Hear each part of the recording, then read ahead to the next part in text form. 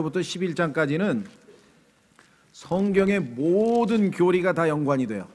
창세기 1장서부터 11장까지는 성경의 모든 교리가 연관이 되기 때문에 여기서 좀 기초를 튼튼하게 잘 해놓고 가면 우리가 성경 공부하는데 많은 유익이 된다. 그래서 좀 이게 오늘이 벌써 창세기 10번째 공부인데 1장도 안 끝났냐 그렇게 좀 지루해 하실 분도 계실지 모르겠으나 11장까지는 좀 속도가 늦을 것 같습니다. 그렇게 아시고요. 자, 우리 지난번에 하나님의 형상에 대해서 공부했죠. 하나님의 형상에 대해서 공부를 했습니다. 그래서 하나님께서 아버지와 아들과 성령으로 이렇게 셋이 한 분이신 것처럼 우리도 영과 혼과 몸이라고 하는 이것이 한 인간을 구성하는 것이다. 이렇게 해서 하나님의 형상에 대한 말씀을 좀 살펴봤습니다. 특히 1장의 26절에 그렇게 나와 있죠. 27절, 26, 27절 이렇게 살펴봤습니다. 자, 거기에 보면 이제 오늘은 28절에서부터 시작해서 31절까지 마무리를 짓고 시간이 되면 2장 1절서부터 3절까지, 왜냐하면 4절서부터 이제 다른 테마로 넘어가죠. 이제 자, 한번 보겠습니다. 창세기 1장 28절, 하나님께서 그들에게 복을 주시고 하나님께서 그들에게 이르시되 다산하고 번성하여 땅을 채우라, 땅을 정복하라, 또 바다의 물고기와 공중의 날짐승과 땅 위에서 움직이는 모든 생물을 지배하라 하시니라. 자, 여기서 우리가 지난번에도 말씀드렸습니다만은 여기서 땅을 채우라라고 하는 것은 번역상에 문제가 좀 있다고 말씀을 드렸었죠. 기억이 나시죠? 왜냐하면은 23절에 죄송합니다. 몇 절이었나요? 채우라. 예, 22절에 보면 똑같이 짐승에게 이제 물고기에게 하신 말씀이죠. 하나님께서 그것들에게 복을 주시며 이르시되 다산하고 번성하여 바다의 물들을 채우고 할 때 이 채운다라고 하는 단어와 지금 우리가 창세기 1장 28절에서 인간에게 명하신 채운다라고 하는 단어가 이 다른 단어라고 했습니다. 그리고 영어 단어에 보면은 28절에 나와 있는 replenish라고 하는 단어에 있어서 planish라고 하는 단어가 있어요. 이 planish라고 하는 단어가 채우다예요. 그러면 replenish 하니까 우리는 again, 다시란 말이 들어가야 되겠죠. 여러분들 요즘에 패스트 푸드 같은 데 가면은 다시 채워서 리필해서 먹으라 그러잖아요. 그러니까 마음껏 리필을 해라. 그리고 요즘에 잉크 카트리지 같은 경우도 다 쓰면 또 리필 해주는 데가 있잖아요. 그러면 re라고 하는 것은 당연히 again이라고 하는 접두어죠. 그렇죠? 예, 근데 이 리라고 하는 것을 의도적으로 하나님께서 쓰셨는데 이것을 그냥 채우라고 하면서 문제가 생긴 거예요. 제일 좋은 방법은 써 있는 그대로 번역을 해놓고 아니 왜 갑자기 하나님께서 뭐 다시 채우란 말, 그럼 언제 채워 있었단 말이야? 이렇게 해서 이제 공부를 해가는 것이 정상인데 미리 자기가 가지고 있는 생각을 가지고 번역의 교리적인 입장을 집어넣어버리면 이거는 번역의 자세는 아니다, 이렇게 생각이 됩니다. 그래서 여기서 교리적인 논쟁을 하기 이전에 앞서서 당연히 replenish는 planish에다 re를 붙였으니까 다시라고 해야 되지 않겠느냐. 더더군다나 창세기 9장으로 와보십시오. 창세기 9장 1절과 지금 하신 말씀과 거의 똑같아요. 창세기 9장 1절, 창세기 9장 1절, 하나님께서 노아와 그의 아들들에게 복을 주시며 그들에게 이르시되 다산하고 번성하여 땅을 채우라. 자, 그러면 지금 같은 문맥인데 여기는 지금 다시 또 replenish라고 그랬잖아요.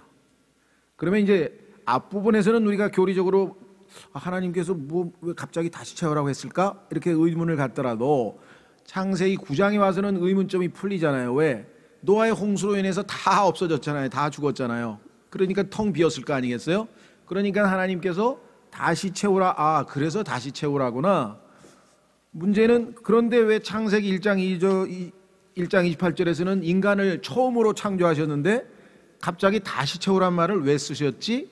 여기서부터 이제 성경 공부가 시작이 되는 거예요. 이것을 fact finding이라고 한단 말이죠. 창세기 1장 2절에서도 창세기 1장에서 앞부분에서도 왜 첫째 날, 셋째 날, 넷째 날, 다섯째 날, 여섯째 날 다 보시기에 좋았다, 매우 좋았다 이렇게 평가하신 분이 왜 둘째 날에는 그런 평가를 안 하셨을까?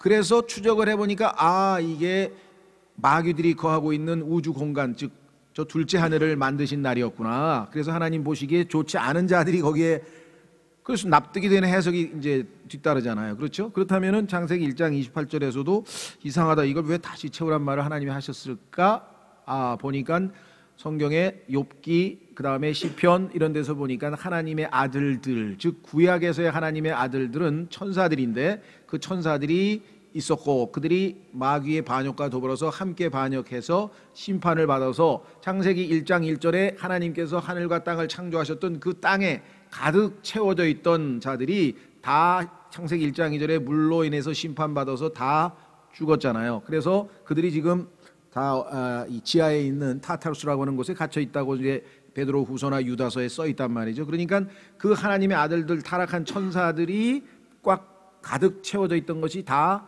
없었으니까, 텅 비어버렸으니까 이제 다시 하나님의 아들인 아담에게, 그렇죠? 하나님의 아들들로 가득 채워라, 이렇게 한 거죠. 그래서 가득 채워져 있었는데 다 심판으로 없어져서 텅 비었기 때문에 다시 채우라. 아담의 후손들도 가득 채워져 있었는데 다 노아 홍수로 죽고 다시 채우라. 그래서 하나님께서 이 다시 채우란 말이 그랬구나. 이거는 이제 성경을 공부하면서 우리가 천천히 깨닫는 거고, 번역 자체는 정직하게 하는 게 맞죠. 당연하지 않겠습니까? 그래서 저희는 그것에 대해서는 이미 자세하게 했기 때문에 더 이상 또 여기 그냥 나왔으니까 지금, 자, 그래서 주의하시라고 제가 표시를 해드리고요. 그 다음에 땅을 정복하라, 그 다음에 이제 지배하라. 이게 이제 소위 말하면 인간의 지위, 만물의 영장인 인간이 하나님께서 처음에 창조하셨을 때에는 소위 말하면 왕으로 창조했다. 한번 확인해 보겠습니다. 성경 어디에서 그와 같은 말씀을 하고 계신가? 자, 시편 8편으로 가시면 처음에 인간은 진화론자들이 얘기하는 것처럼 동굴에서 기어댕기다가 겨우 이제 허리 좀 피다가 조금 있다가 직립을 하고 뭐 이래가지고서는 점점 나아진 게 아니고, 처음에는 온 우주 만물에서 하나님이 창조하신 모든 아름다운 피조 세계를 다스리는 왕으로, 최고봉으로 창조를 받았다가 점점 타락해서 결국은 정반대, 진화론에 얘기하는 것과 정반대의 길을 걸었다는 것을 우리가 성경에서 확인할 수가 있죠. 자, 한번 확인해 보겠습니다. 시편 8편 1절, 오 주 우리 주여, 주의 이름이 온 땅에 어찌 그리 뛰어나신지요. 여러분 생각은 어떠세요? 지금 현재 주의 이름이 온 땅에 그리 뛰어납니까? 이거는 예언적인 얘기입니다. 예수님이 재림하셔서 이 땅에서 천년왕국을 다스릴 때 이런 찬송을 한다는 얘기지, 지금은 주의 이름이 땅에 떨어졌잖아요. 그렇죠? 지금 상태는 어떻습니까? 한번 확인해 보죠. 지금 현재 주님의 이름이 이렇게 높임받고 있다고 오해하시면 안 됩니다. 지금은 우리 예수 믿는 사람서부터 시작해서 다 어디 가나 지금 환영받지 못하고 있죠.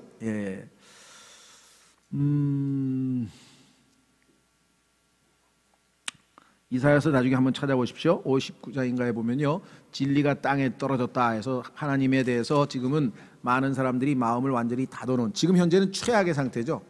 그러나 주님께서 이제 오시면 이런 회복, 천년왕국의 회복에 의해서 이것이 다 나아지죠. 자, 그래서 2절, 주께서 주의 원수들로 인하여 아이들과 젖먹이들의 입에서 힘이 나오게 정하셨나니 이것은 주께서 원수와 복수하는 자를 잠잠하게 하려 하심이니라.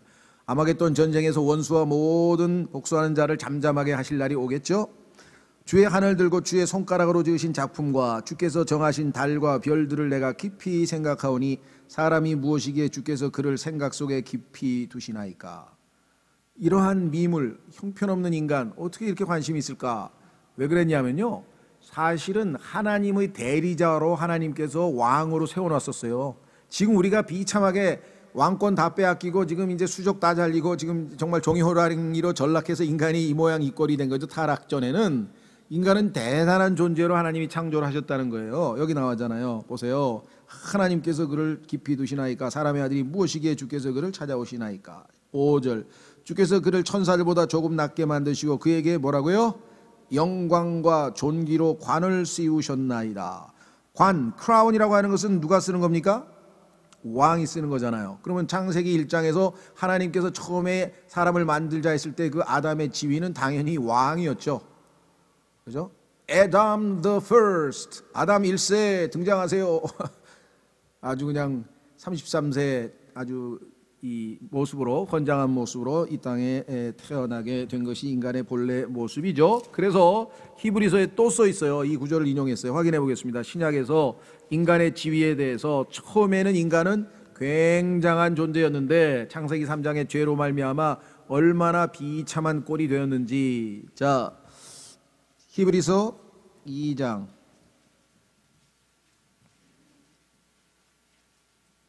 5절, 히브리서 2장 5절. 그분께서는 다가오는 세상, 곧 우리가 말하는 그 세상, 아까 다가오는 세상 기억나세요? 제가 성경에 보니까 세상이 세 종류가 있는데 다가오는 세상은 아직 안 왔으니까 미래 얘기고, 그러면 현 세상이라고 했죠. 우리가 살고 있는 이 현생을 이 악한 현 세상이라고 얘기를 했고, 그 다음에 그때 있었던 세상, 하늘과 땅, 그것은 창세기 1장 1절과 2절에 해당된다고 말씀을 드렸죠. 자, 다가오는 세상, 곧 우리가 말하는 그 세상을 천사들에게 복종시키지 아니하셨느니라. 천사들은요, 우리를 섬기는 영이라고 성경에 써 있어요. 우리를 섬기는 영이야, 천사는. 6절, 그러나 한 사람이 어떤 곳에서 증언하여 이르되 사람이 무엇이기에 주께서 그를 깊이 생각하시나이까? 사람의 아들이 무엇이기에 주께서 그를 찾아오시나이까? 주께서 그를 천사들보다 조금 낮게 만드시고 그에게 영광과 존귀로 관을 씌우시며 그를 주의 손으로 지은 것들을 위에 두시고 세우시고 모든 것을 그의 발 아래 두어 복종하게 하셨나이다. 언제? 창세기 1장에서 지금 우리가 읽은 거기서 하나님께서 모든 것을 다스리게 하자 그렇게 했죠. 그분께서 모든 것을 그의 아래에 두어 복종하게 하셨은즉 그의 아래에 두지 아니하신 것이 하나도 없도다. 그러나 지금 우리는 아직 모든 것이 그의 아래에 놓인 것을 보지 못하고, 지금 인간은요, 지금 이 피조 세계를 지금 원래 창조했던 모든 것을 다스리고 있는 것이 아니라 창세기 3장에서 죄를 지어서 왕관을 박탈당하고 왕권을 상실해가지고 그 모든 권력을, 권위를 다 마귀에게 팔아먹었다고, 다 넘겨버렸잖아요. 그렇죠? 예, 그래서 마귀가 누가복음에서 뭐라 그랬어요? 이거 다 내 건데 나한테 경배만 하면 예수님에게 주겠다고 그렇게 얘기했죠. 그때 예수님께서 그게 왜 네 거냐 이렇게 안 하셨어요. 왜? 사탄에게 아담이 다 넘겨줘 버렸기 때문에 사탄은 자기 것이라고 하는 권리가, 주장할 권리가 있었으면 예수님도 부인하실 수가 없었어요. 그러면 그것을 어떻게 박탈하시느냐? 성경에 보니까 예수 그리스도께서 십자가에서 그들의 그 모든 것들을 다 박탈, 노략질, 스포일 다 빼앗아 버리셨다 승리하시면서, 그게 골로새서 2장 13절에 써 있어요. 영적 전쟁이 십자가에서 이루어져서 그들을 패퇴시키고 그들의 모든 전리품들을 다 빼앗아서 이제는 아담의 후견인이 되신 예수님이죠. 마지막 아담으로서는 아담의 죄값을 치르기 위해서 십자가에서 죽으셨지만 부활하신 예수 그리스도는 이제 둘째 사람으로서 아담이 놓친 그 왕권을 쥐시고 이제 이 땅에 드디어 왕으로 오시잖아요. 그때 그 예수 그리스도를 믿었던 우리 모두도 다 왕들로 삼으셨다. 그래서 누가복음에 보면은 5거울, 1거울 각자 10거울 이렇게 주잖아요. 그렇죠? 예. 그래서 요한계시록 1장에 보면은 우리가 잃었던 그 왕권을 되찾는 그 선언문이 써 있어요. 우리를 왕과 제사장으로 삼으셨다고 써 있어요. 조심하십시오. 지금 벌써 왕권을 행사하시려는 분이 있어. 지금은 아니에요. 잠깐 확인해 보겠습니다. 계시록 1장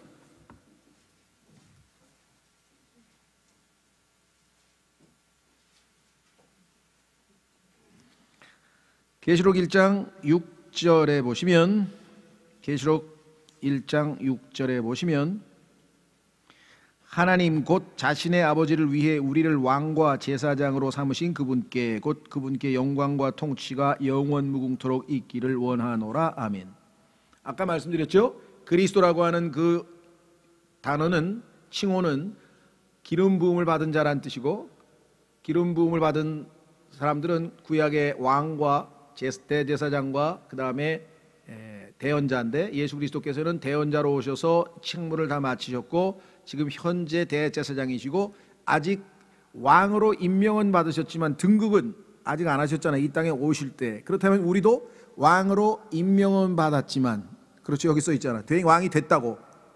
그런데 지금 현재 우리가 왕의 권리와 특권과 이 모든 것을 지금 향유하고 행사하는 것은 아니다 그랬어요. 오히려 예수님께서 이 땅에서 십자가를 지고 가신 것처럼 우리도 그 십자가의 길을 따라서, 좁은 길을 따라서 예수님을 따르게 되고 주님이 오실 때 그분과 함께 이제 왕 노릇할 것이라고 성경에 써 있으니까 왕의 신분은 이미 획득을 했지만 그 왕권을 행사하는 것은 미래적 일이라는 것이죠. 그렇죠? 예. 왜? 예수 그리스도께서 이 땅에 오셔서 왕으로 소위 말하면 이제 등극을 하셔야 우리도, 자, 그래서 이거 조심하셔야 됩니다. 창세기 3장에서 잃어버렸던 것을 십자가에서 예수님을 믿고 구원받아서 바로 우리가 회복된 것처럼 오해하시면 안 된다 이 말이에요. 왕으로 임명받은 것은 분명하지만 아직 우리의 왕의 권위와 우리의 왕의 지위를 행사하는 것은 아직 시작이 안 된 상황이라는 것을 우리가 알고 있습니다. 자, 이때가 되면 지금 우리가 살고 있는 이 지상의 모든 자연 환경도 모두 다 회복될 것을 성경에서 말씀을 했죠. 자, 한번 확인해 보겠습니다. 사도행전 3장. 사도행전 3장에 가면 아담도 왕권, 여러분과 저도 왕권을 회복하는 것은 물론 이 지상에 있는 모든 자연 세계도 원래 창세기 3장의 타락 이전으로 회복이 될 것을 성경에서 말씀을 했습니다. 창세기 3장에서 베드로의 유명한 설교가 이렇게 이어지죠. 19절. 사도행전 3장 19절. 그런즉 이제는 회개하고 회심하라. 그리하면 새롭게 하는 때가 주의 앞으로부터 이를 때에, 이 refreshing이라고 할 때 the times of refreshing, 새롭게 하는 때가 바로 무엇이냐? 예수 그리스도의 재림으로 인해서 이 지상에 있는 모든 창조 세계가 회복되는 그때가 되겠죠. 이럴 때에 너희 죄들이 말소될 것이요. 왜냐? 유대인들은 예수 그리스도를 받아들이지 않았기 때문에 이때에 가서 이제 비로소 죄들이 말소되죠. 우리에 해당되는 게 아닙니다. 또 그분께서 예수 그리스도 곧 너희에게 미리 선포된 분을 보내시리라. 예수님의 재림에 대한 문맥이죠. 하나님께서 세상이 시작된 이래로 자신의 모든 거룩한 대언자들의 입을 통하여 말씀하신 때, 곧 여기 나와 있네, 모든 것을 회복이라 그랬잖아요. 모든 것을 회복하시는 때까지는 하늘이 반드시 그분을 받아들여야 하니라. 자, 그래서 모든 것을 회복하시는 날이 있게 될 것을 말씀을 했고, 자, 이것을 마태복음 19장에서는 뭐라고 표현했느냐? 이렇게 표현했어요. 성경에서 중요한 용어가 하나 있습니다. 마태복음 19장 28절. 마태복음 19장 28절.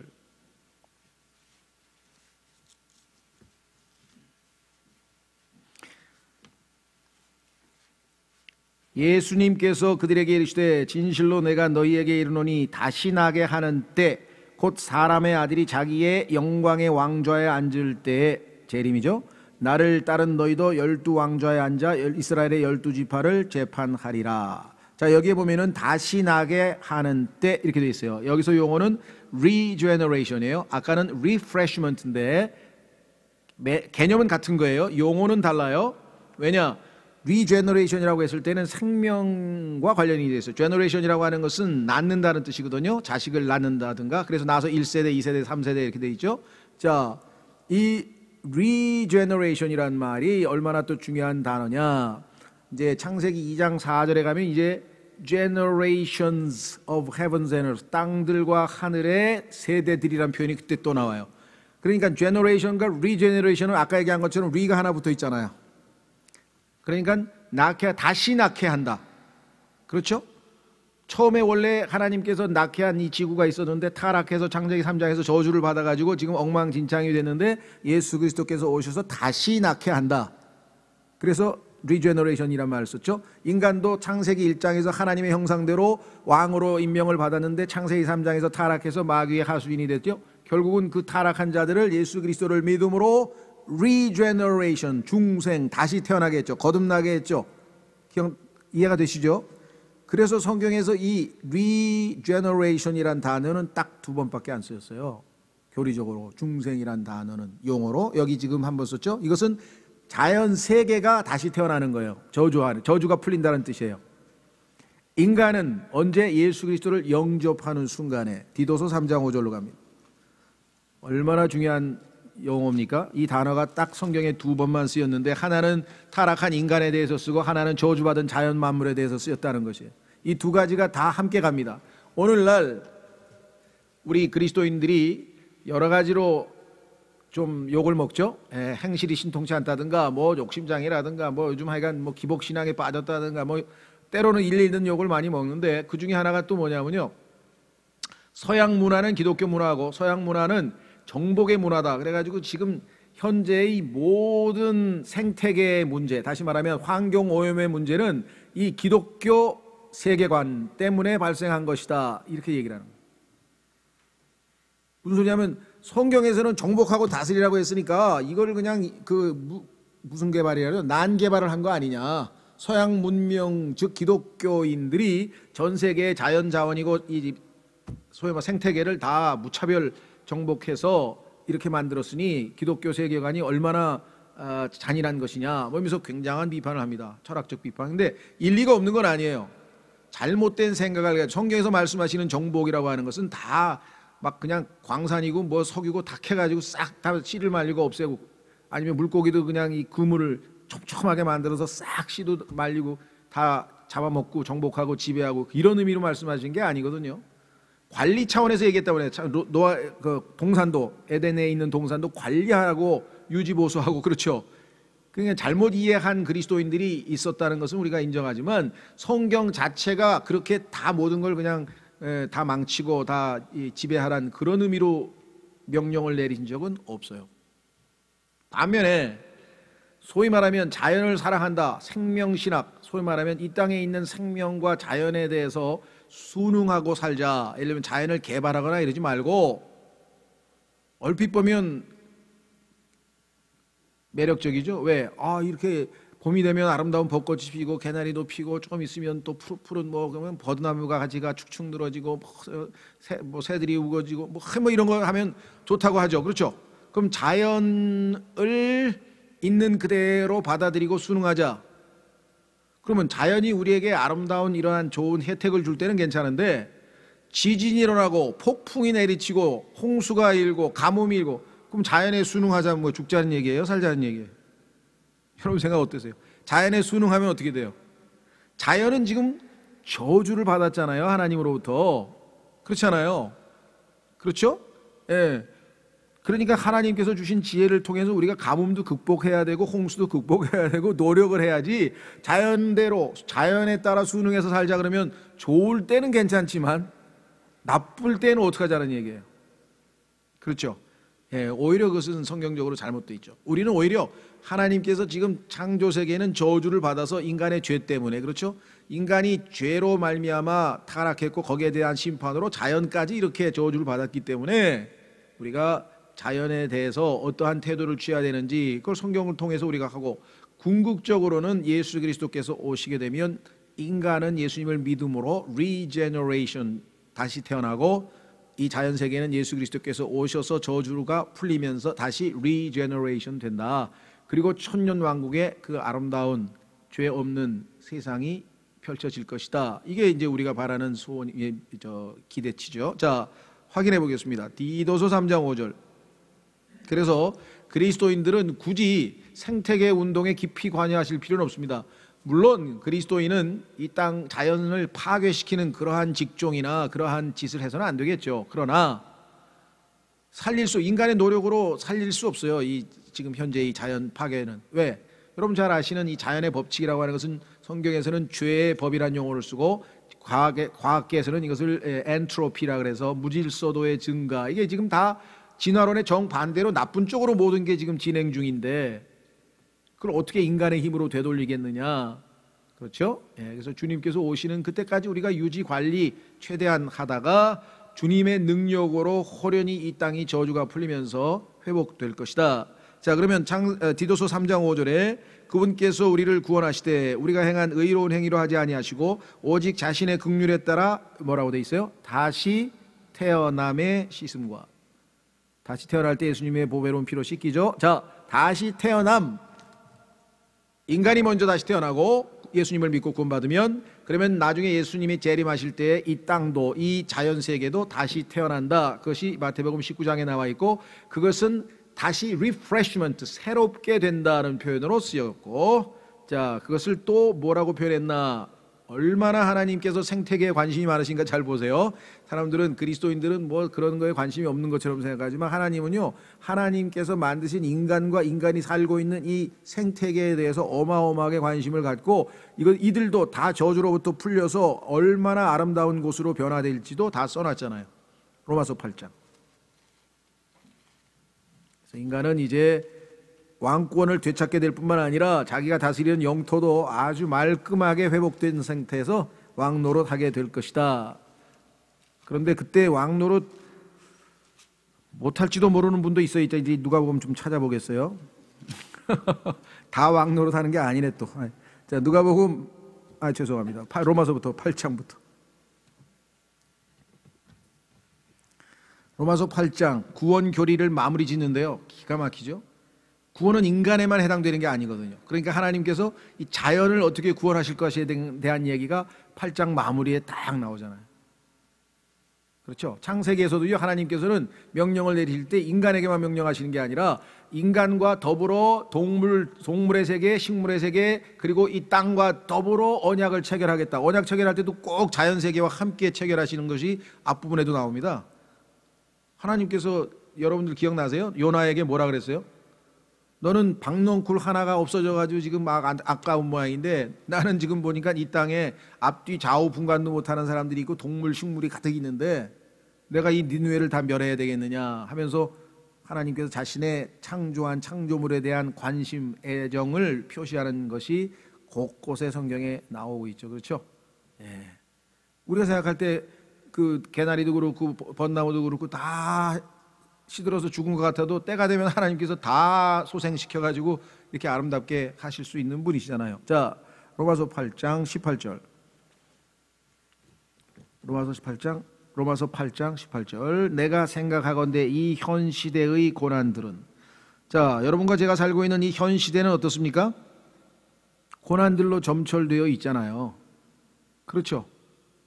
그래서 정치가들은 뭐예요? 이 고난들을 최대한 줄여주겠다, 없게 해주겠다, 그래 나 좀 뽑아달라, 이 밤낮 얘기하는데요, 그 고난들 자체가 어떻게 없어질 수가 있겠어요? 그렇죠? 자, 앞으로 우리 안에 나타날 영광과 좋게 비교될 수 없도다.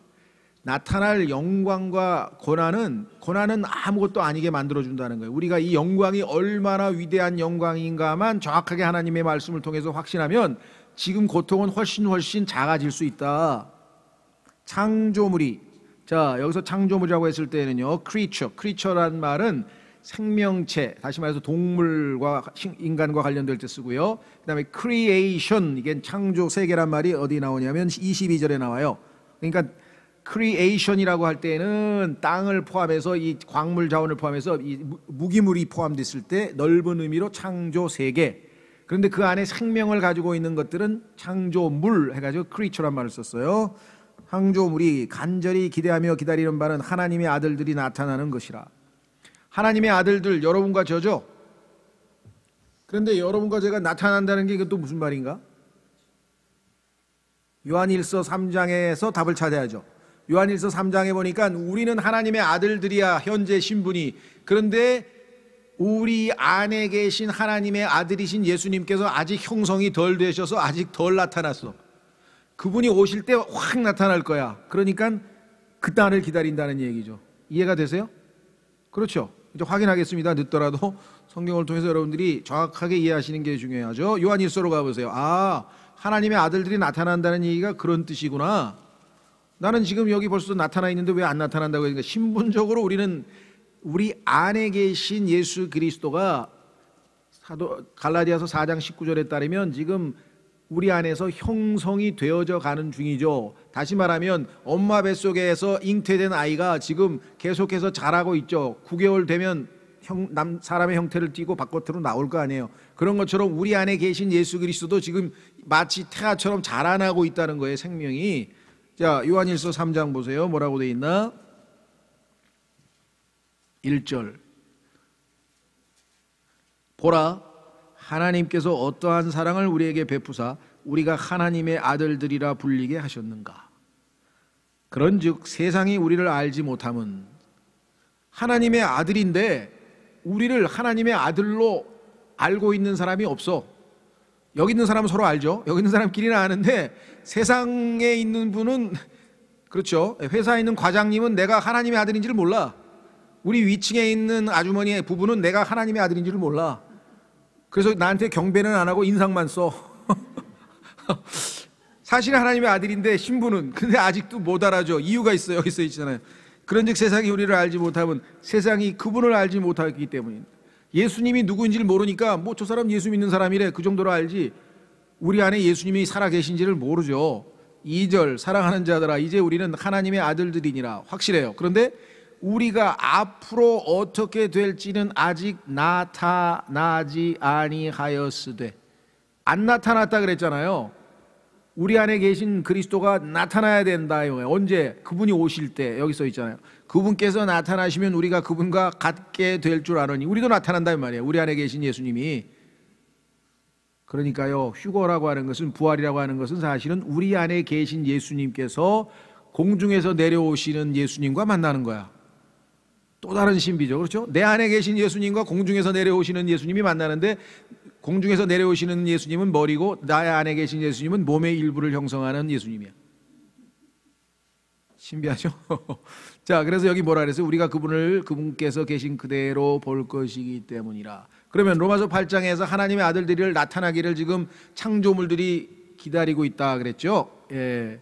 그래서 언제 예수님이 오시면 우리가 나타난다 그랬잖아요. 그러면 예수님의 재림을 기다리고 있다는 뜻이죠? 그러면 그분이 나타나면 어떻게 되는 것인가? 자, 보세요. 20절. 로마서 8장 20절. 성경에서는 정말 가장 좀 어렵지만 제일 깊이 있는 구원의 완성에 관한 교리입니다. 인간만이 아니라 피조 세계까지 완전히 완성돼서 마무리 짓는 장면인데, 20절. 창조물이 헛된 것에 복종하게 된 것은, 이것을 우리는 저주받았다 그러죠. 창세기 3장에서 하나님께서 너로 인하여 땅은 저주를 받을지니라. 그래서 헛된 것에 지금 복종하고 있잖아요. 그렇죠? 헛된 것에 복종하게 된 것은, 우리 성경적인 용어로 하면 창세기 3장에서 저주를 받게 된 이유가 뭐냐? 자진해서 된 것이 아니요, 인간의 죄 때문에 그랬잖아요. 우리가 죄를 지어서 땅이 저주를 받았지, 땅이 뭐 잘못한 게 뭐가 있어요? 그렇죠? 자, 자진해서 된 것이 아니요, 소망 중에 바로 그것을 복종하게 하신 분으로 인한 것이니, 하나님께서 인간이 죄를 지어서 인간 때문에 너도 저주를 받을지니 해서 하나님이 지금 땅을 저주했죠. 자, 그런데 소망이 있죠. 언젠가 다시 회복될 것을 알고 계획하에 지금 일단 저주를 하셨다 이 말이죠. 21절. 이는 창조물 자신도 썩음의 속박에서 해방되어, 예수님이 오시는 그날, 창조주가 오시는 그날 창조물도 드디어 해방된다. 그래서 어떻게 되는가? 해방되어 하나님의 자녀들의 영광스러운 자유에 이를 것이기 때문이라. 우리도 죄의 속박에서, 특히 우리의 육체는 아직 해방이 안 됐잖아요. 그래서 죄의 속박에서 완전히 풀려서 우리가 진정한 자유인이 될 때 이 자연 세계도 저주에서 풀려서 완전한 자유에 이르게 된다 그랬잖아요. 성경에서 말씀하시는 구원은 이렇게 폭이 넓은 구원이에요.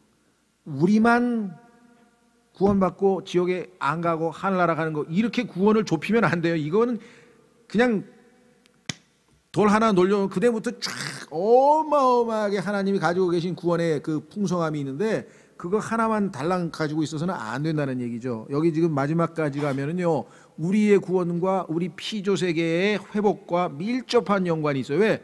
우리가 다스리고 살 곳이잖아요. 그 여기 써 있잖아요. 그래서 21절. 온 창조 세계가 지금까지 함께 신음하며, 여기 넓은 의미잖아요. 그러니까 창조 세계 안에 살고 있는 것이 창조물이죠. 그러면 창조물과 더불어 창조 세계, 이 땅, 하늘, 별, 바람, 산, 강, 바다 다 지금 신음하고 있어. 오염되고. 여기 써요. 신음하고 돼. 신음 소리가 들리나요? 예, 우리는 영적으로 들리고, 시인들은 또 써요. 다 보면 뭐 산하가 신음하고 조국 산하가 신음하고 있습니다 하면서 또 막 시도 쓰는데, 자, 성경적으로 보면 사실입니다. 지금 하나님은 신음 소리 아마 들으시는 것 같아요. 신음하며 고통 중에 그다음에 얼마나 놀라운 말씀인가 보세요. 산고란 말을 썼어요. 산고. 왜 그럴까요? 이제 그 고통에서 벗어나서 드디어 옥동자가 태어나듯이 다시 태어난다고 아까 얘기했잖아요. regeneration이라고 그러잖아요. 다시 태어날 날이 있으니까 태어나기 전에 겪는 고통을 뭐라 그래요? 산고라 그러잖아요. 그렇죠? 산고. 자, 갈라디아서 4장 19절로 갑니다. 그러면 이 자연세계, 창조세계만 산고를 겪고 있냐? 우리도 산고를 겪고 있다고 써 있어요. 그러니까 우리 신앙생활, 우리의 삶에서 항상 뭐가 나와요? 아프면 신음소리가 나오잖아요. 그러면 자연세계만, 창조세계만 신음하고 있는 게 아니라니까 지금. 우리도 고통 가운데에서 고난을 겪으면서 신음하고 있잖아요. 자, 갈라디아서 4장 19절. 갈라디아서 4장 19절. 나의 어린 자녀들아, 너희 속에 그리스도께서 형성되실 때까지. 그리스도께서 완전히 형성되면 어른이죠. 엘더, 장로고. 아직은 거기까지 안 갔어. 그러니까 지금 아직 어린 자녀야. 나의 어린 자녀들아, 너희 속에 그리스도께서 형성되실 때까지. 그러니까 엄마 뱃속에서 지금 아이가 잉태됐어요. 그것이 우리의 영적인 구원이에요. 그런데 그 아이가 엄마 뱃속에서 조금씩 1주, 2주, 3주에서 나중에 9개월이 되면 완전히 아기가 되듯이 지금 우리 안에 들어오신 예수 그리스도도 말씀의 씨앗으로 지금 이 안에 들어와 있는데 조금씩 형태를 갖추어 가고 있는 도중입니다. 그래서 형성될 때까지 내가 다시 너희를 위해 해산하는 수고를 겪노라. 자, 여기서 왜 다시란 말이 왜 들어갔을까요? 바울이 우리를 하나님의 자녀가 되기 위해서, 나는 바울에게 직접가 아니지만 바울이 이 갈라디아 사람들에게는 복음을 전하고 이들을 위해서 기도하고 다시 또 복음을 전하고, 그래서 결국은 뭐예요? 산고를 치른 끝에 예수님을 영접해서 구원을 받았어. 그래서 한 번 산고를 치렀잖아요. 지금 태어났어. 근데 자라게 하려고 또 산고를 치르는구나. 그래서 지금 다시란 말을 썼잖아요. 그렇죠? 다시 너희를 위해 해산하는 수고를 겪노라, 이렇게 했습니다. 자, 그래서 하나님께서 창세기 1장에서 계획했던 그것이 창세기 3장의 타락과 마귀의 계획으로 인해서, 마귀의 전략으로 인해서 다 망가진 것 같았으나 십자가에서 예수 그리스도께서 인간의 죄값을 치르고 새로운 창조를 시작하셨죠. 그래서 보라, 새로운 창조물이라. 새로운 창조물이 우리가 먼저가 됐고, 그 이후에 그분의 사역으로 인해서 지금 2000년 동안 지속적으로 많은 사람들이 주님 품으로 돌아오고 있죠. 그러나 때가 되면 드디어 이 신음하고 있는 창조세계를 완전히 회복시키셔서 창세기 1장에서 하나님이 원래 의도하셨던 그대로 이루어진다. 자, 확인하겠습니다. 창세기 1장에 보면요, 원래 하나님의 의도가 뭡니까? 28절.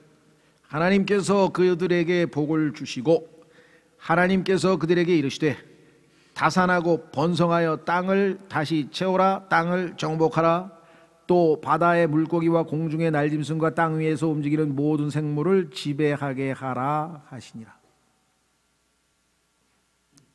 창세기 3장에서 이 하나님의 명령이 다 망가져가지고 인간은 더 이상 지배할 수 없는 상황이 됐죠. 그런데 결국은 마지막 순간에 우리가 금방 읽었던 것처럼 예수님께서 오셔서 그 모든 질서를 회복시켜 놓으시는 거잖아요. 그래서 성경의 스토리는 뭐냐? 창조, 그 다음에 뭡니까? 타락, 그 다음에 구속, 그 다음에 회복. 이게 세계를 바라보는 성경적 세계관이에요. 창조, 타락, 구속, 회복. 그래서 결국은 원래 하나님께서 창조했던 그 아름다운 창세기 1장 2절의 2장의 아름다운 모습으로 회복이 되는 거죠. 자, 그래서 지금 시작점서부터 우리는 맨 마지막에 결론까지 이것이 중간에 어떻게 망가졌는지, 우리는 창세기 3장에서 또 쓰라린 인류 역사를 앞으로 공부하겠습니다만은, 그러나 마지막 순간에 주님이 다 회복하셨다는 것 다시 돌아옵니다. 29절. 하나님께서 이르시되 보라, 내가 온 지면 위에 있는 씨 맺는 모든 채소와 속에 씨 맺는 나무의 열매를 가진 모든 나무를 너희에게 주었노니 그것이 너희에게 먹을 것이 되리라.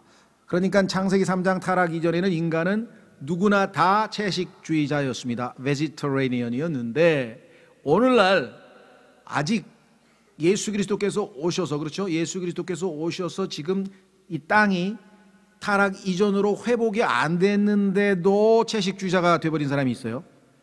개인적 이유로 또는 경강상 이유로 뭐 의사의 권유로 특별한 이유로 채식을 먹는 것 자체를 잘못됐다는 건 아니지만, 그렇죠, 철학적으로 채식을 해야만 한다. 인간은 어떻게 인간이 짐승을 죽여서 그 짐승의 고기를 먹어야 되느냐, 이렇게 또 아주 철학적으로 접근하는 사람들이 있는데 그것은 성경적으로 잘못됐어요. 왜? 지금 아직은 저주 안에 있기 때문에 오히려 죄인인 우리는 다른 짐승의 희생을 통해서 살아가라고 창세기 9장에 보면 하나님께서 이제는 살아있는 짐승들도 고기도 먹어라 하고 하나님이 명하셨어요. 개인적인 이유로 인해서 그 채소를 먹을 수는 있지만, 채소만 먹을 수도 있겠지만, 그러나 그것이 인간에게 원래 모습으로 돌아가는 건 아니에요. 왜? 우리는 아직 땅이 저주에서 풀리기 전이고요. 그렇죠. 또 요즘에 보니까 그 뭡니까? 창세기는 보니까 인간이 말이야 이렇게 그냥 뭐 옷도 안 입고 그냥 다 벗고도 그렇게 부끄러워도 안 하고 참 이렇게 잘 지냈는데 왜들 이렇게 옷을 입고 지나냐 그러면서 또 벗고 지내자는 사람들이 있잖아요. 예, 그 사람들도 뭐가 잘못? 왜 아직 인간은 저주가 안 풀려서 예수 그리스도께서 다시 오셔서 예수 그리스도로만 옷 입고 더 이상 옷이 필요 없는 생각이 올지는 모르지만 지금 회복되기도 전에 미리, 그렇죠, 마치 죄를 안 짓고 마치 타락도 안 한 것처럼 돌아갈 수는 없는 거죠. 그게 창세기 3장을 거부하고자 하는 사람들의 시도인 것 같은데요. 자, 그래서 다시 돌아옵니다. 여기 보니까 30절에 인간만 그러면 채식주의자였느냐? 처음에 그건 아니고요. 그 다음에 여기 한 가지 참 짚고 넘어가는 온 지면 위에 있느니에요. 그러니까 땅 속에 파묻혀 있는 것들, 그게 뭐가 있나요? 감자, 고구마 이런 것들은 원래는 하나님이 주신 게 아니었네요. 타락, 창세기 3장 타락 이후부터 인간들이 먹기 시작했던 것 같아요. 왜? 여기 분명히 지면 위에 있는 것만 주셨다고 성경에 써 있잖아요. 그렇죠? 그렇다고 뭐 교리로 제가 주장하는 건 아니고 문맥에 보니까 분명히 upon the face라 그랬어요.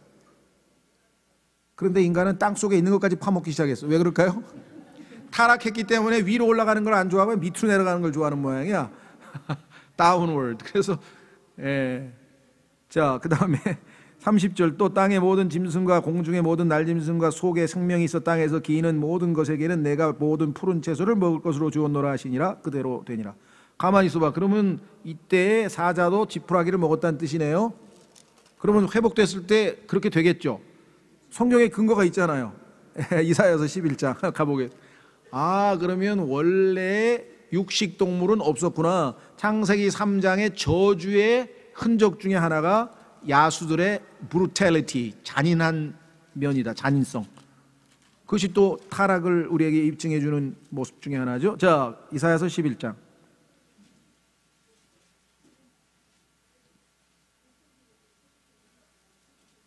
자, 이사야서 11장에 보시면은요, 6절 이리도 어린 양과 함께 거하며, 자, 이리도 어린 양과 함께 거하며 표범이 염소 새끼와 함께 누우며. 근데 안 잡아먹어요. 왜? 육식을 향한 식욕이 없어져 버렸어. 하나님께서 이게 지금 회복된 거야. 천년왕국이 시작이 돼서 회복될 때에는 창세기 3장의 저주가 풀렸기 때문에 더 이상 고기가 안 땡겨. 요즘 편으로 하면 안 먹어도 돼. 안 먹어도 돼. 예. 송아지와 젊은 사자와 살진 짐승이 함께 있어 어린아이가 그것들을 인도하며. 요즘같이 뭐 애견, 뭐 고양이가 아니라 완전히 뭐 사자를 그냥 이렇게 그 펫 애니멀로 데리고 다니는 그런 모습이 여기 나와 있네요. 그렇죠? 자, 6, 7절 암소와 곰이 함께 먹으며 그것들의 새끼들이 함께 누우며 사자가 소처럼, 여기 나왔네. 사자가 소처럼 풀을 먹으며 젖 먹는 아이가 독사의 구멍에서 놀며 젖된 아이가 독사의 골에 손을 넣을 것이로되 그것들이 내 거룩한 산 모든 것에서 상하게 하거나 멸하지 아니하리니. 아까 얘기했죠. brutality, 잔인한, 상하게 하는 그 잘못된 그 성품이 짐승에게서 다 없어졌잖아요. 저주에서 풀렸잖아요. 이는 물들이 바다를 덮는 것까지 주를 아는 지식이 땅에 충만할 것이기 때문이라. 이때 가면은 주님을 알라고 할 필요도 없어요. 전도도 필요 없다 그랬어요. 전도하는 자들은 거짓 영이니까 죽는다 그랬어요. 전도 왜? 주님이 다 우리의 눈으로 보실 수 있기 때문에 그럴 필요가 없다고 성경에 써놨죠. 자, 그래서 창세기 1장 30절이 의미가 있는 거죠. 아, 이때는 다 풀을 그렇게 줬다 이렇게 써 있죠. 자, 졸리실만 하니까 제 얘기를 한 가지 해드려야 되겠네. 어떤 그 뭡니까 서커스단을 운영하는 한 사람이 있었는데 하루는 거기에 직원이 하나 와가지고 사장님 제가 아주 기가 막힌 아이템을 하나 이 쇼를 하나 개발했습니다. 뭐냐 그러니까 사자하고 어린 양하고 함께 뛰노는 그런 프로그램을 만들었다는 거예요. 그래가지고선 너무 기가 막 진짜냐 이거야. 그런 프로그램을 하면 얼마나 사람들이 많이 올 거냐 이 서커스 보러. 그래가지고 좋다. 그랬더니 한다는 소리가 저한테 일당 얼마씩을 주시고 그 다음에 매일 양 한 마리 값을 얼마를 더 주십시오. 그런. 아니 근데 사자하고 양하고 같이 뛰어논다면서 뭘 매일 한 마리씩 필요하니까 아이 직접 잡아먹는 걸 보여드린다니까. 우리가 생각하는 것처럼 사자의 그 잔인함이 사라져가지고 사자가 온순해져서 양하고 같이 뛰어노는 그런 프로그램이 아니라 사자가 거기서 직접 잡아먹는 실제 모습을 보여주겠다. 그러니까 매일 양이 한 마리씩 필요할 거 아니냐. 죽었으니까 그 다음날 또 사와야 될 거 아니냐. 무슨 말인지 이해가 되셨어요? 네, 그리스도인들은 이 사람이 그런 성경에 얘기하는 그 얘기인가? 근데 그 얘기가 아니고 예, 우리는 그날이 올 것을 지금 기대하고 있습니다. 그렇죠? 왜? 하나님께서 정확하게 기록을 해놨죠. 자, 그러면 1장 마무리 짓겠습니다. 30절까지 했죠. 31절 하나님께서 자신이 만든 모든 것을 보시니 매우 좋았더라. 그 저녁과 아침이 여섯째 날이더라. 여섯째 날은 매우 좋을 수밖에 없었죠. 하나님의 형상대로 지음받은 인간이 있었기 때문에 다른 어떤 날보다도 하나님께서 매우 좋았더라고 말씀하셨고요. 예수 그리스도에 대해서도 매우 기뻤다 이렇게 말씀하신 것을 우리가 보게 됩니다. 자, 그 다음에 3절까지 짧게 보겠습니다. 이같이 지금 설명한 것이 1장 3절서부터 31절까지 쭉 재창조 얘기를 했는데 하늘들과 땅, 왜 하늘들이 되겠습니까? 둘째 하늘, 첫째 하늘이 동시에 창조됐죠. 그것들의 모든 군대가 완성되니라. 자, 여기서 이제 군대란 단어도 이게 번역이 아주 어려운 단어입니다. 이 호스트라고 하는 단어는 영어에서 이제 일반적으로 우리가 생각하는 것처럼 어떤 뭐 파티나 어떤 행사의 주최자를 우리가 호스트라고 하고 그 부인을 보통 호스테스라고 하는데 뭐 이게 이제 좀 왜곡되어져서 이렇게 우리 좀 술집 문화에서 사용되는 이상한 단어로 왜곡됐지만 원래 뜻은 그런 게 아니고 주인과 주인의 부인이란 뜻이에요. 회의나 무슨 그래서 우리나라가 예를 들면 올림픽을 개최한다 그러면 호스트 칸트리라 그런단 말이죠. 그런데 여기서 호스트는 그런 뜻이 아니고 여러 가지 무리들을 얘기해요. 여러 많은 것들의 덩어리, 무리. 근데 호스트가 하늘에 많은 것들이 별이잖아요. 그래서 별을 지칭할 때도 호스트란 말을 쓰고 천사들도 많이 있잖아요. 근데 성경에 보니까 천사들이 곧 별이야. 그러니까 천사 한 사람당 별이 하나 있는지 모르겠는데 하여간 천사들을 별로 얘기할 때가 성경에 있다 이 말이죠. 그러니까 어쨌거나 물리적인 별이든 영적인 천사든 간에 많이 있는 무리들을 우리가 호스트라고 하는데 그래서 이제 이걸 고민 끝에 한글 킹제임스 성경이 이걸 군상이라고 아마 번역하는데 군상 굉장히 어려운 단어인데 약간 무리를 이루었다는 뜻이겠죠. 또 옛날 성경에는 아마 무리인가 뭐 하늘에 있는 온 무리들을 만들었다든가 하여간 번역이 어려워요. 이걸 영적인 군대라고 지금 생각해서 이제 군대라고. 근데 성경에 왜 군대라던 쓰이냐면 군대도 무리가 많잖아요. 그래서 성경에서 하나님을 지칭할 때 The Lord of Hosts 만군의 주여 이렇게 번역을 한단 말이에요. 만군의 주. 그러니까 이 호스트를 지금 이제 군대로 번역을 했어요. 그러나 우리말로는 적절하게 번역할 수 있는 게 굉장히 없어서 의미를 기억하시면 되겠어요. 그러니까 영적인 하나님의 군대도 될 수 있고요. 천사들. 그래서 엘리사가 봤던 그 영적 군인들이 있었잖아요. 또 하늘에 있는 별들도 다 포함시키는 거예요. 그래서 하여간 그런 덩어리 많은 무리들이란 뜻이다 기억하시면 되겠고요. 7째 날에 하나님께서 친히 만든 자신의 이 일을 마치시고 친히 만든 자신의 모든 일에서 떠나 7째 날에 안식하시니라. 자, 그 다음에 3절 하나님께서 7째 날을 복 주시고 거룩히 구별하셨으니 이 구절 때문에 소위 말하면 안식교라고 하는 교파가 하나 만들어졌어요.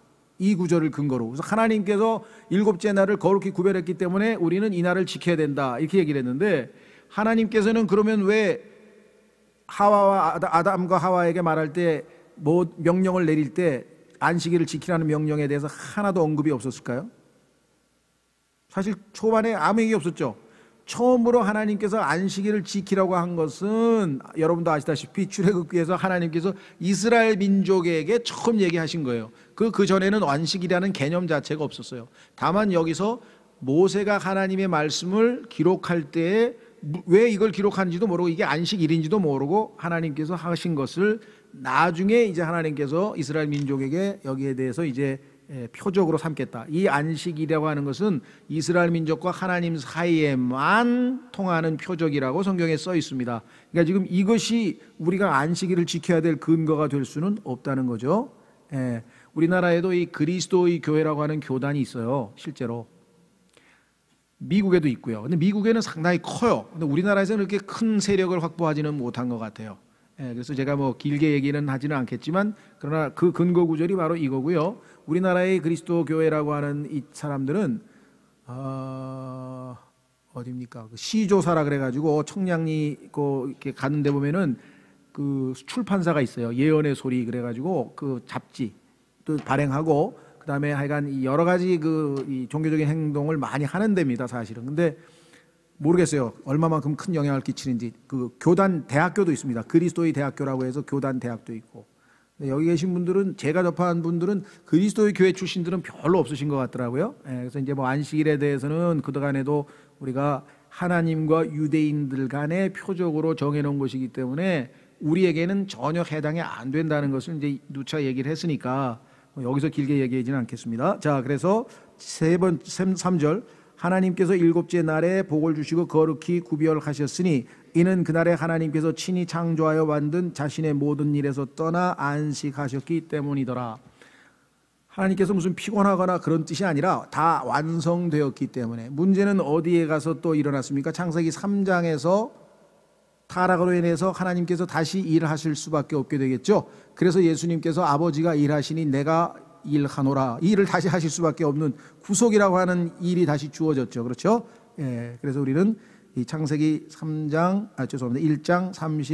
31절 그다음에 어디입니까? 2장 3절까지 봤는데요. 마지막으로 한 가지만 말씀드리고 다음 시간에 이제 본격적으로 이제 4절부터 하겠습니다. 무슨 말씀을 드리고 싶은 거냐면 31절에 보면 그 저녁과 아침이 여섯째 날이더라. 근데 일곱째 날에는 2절에 안식하니라 그렇게만 돼 있고 일곱째 날에는 그 저녁과 아침이 되니 일곱째 날이라 란 말이 없죠. 이것이 이제 또 우리가 성경 전체를 봐야 설명이 가능한 것인데요. 우선 간단하게 말씀을 드리면 하나님께서 이제 6,000년에 이 하루가 1년 같다 그랬죠. 6,000년의 인류 역사가 끝마치고 예수 그리스도께서 재림하셔서 천년 왕국을 마치시게 되죠. 그 천년 왕국에 대해서는 왜 그런 이름이 붙었는가? 요한계시록 20장에 가면은 천년 동안 다스린다고 하는 표현이 6번이 나와요. 반복해서 의도적으로 하나님께서 6번 기록하신 것이 왜 예수 그리스도께서 인간이 창세기 1장에서 인간 창조 이후로 인간의 역사가 6,000년이고 또 아시다시피 인간의 숫자가 6이라고 성경에서 말씀을 하셨죠.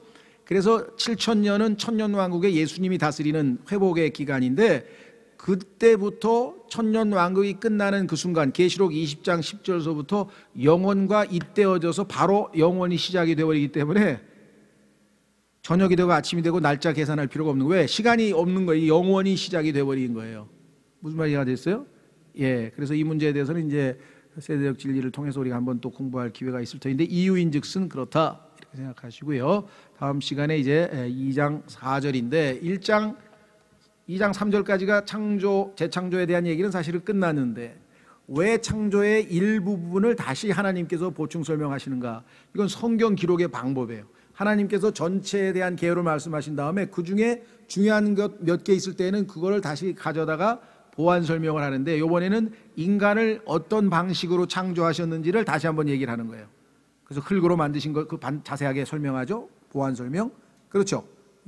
그뿐 아니라 또 하나님께서 그 식물이 자라나기 전에 인간의 자연 환경 상태가 아직 비가 내리지 않고 안개로 습한 상태에 있다는 것을 보완 설명하시는 거. 그러니까 전체는 이미 끝났고 안에 있는 얘기를 다시 한번 얘기할 때가 있어요. 그러니까 시간 순서대로 기록이 안 돼 있기 때문에 성경을 잘못 읽으면 오해가 생기는 경우가 있어요. 나중에 그런 얘기가 나올 때 또 한번 보겠습니다만은 이 창세기 2장 4절이 바로 그 얘기입니다. 사실은 이건 앞에 이미 일어났던 얘기인데 보완 설명을 하기 위해서 얘기하는 거지 시간적으로 그 이후의 사건을 다시 이어서 얘기하는 게 아니라는 것, 그걸 주목하시고요. 예, 다음 시간에 계속하겠습니다. 다 같이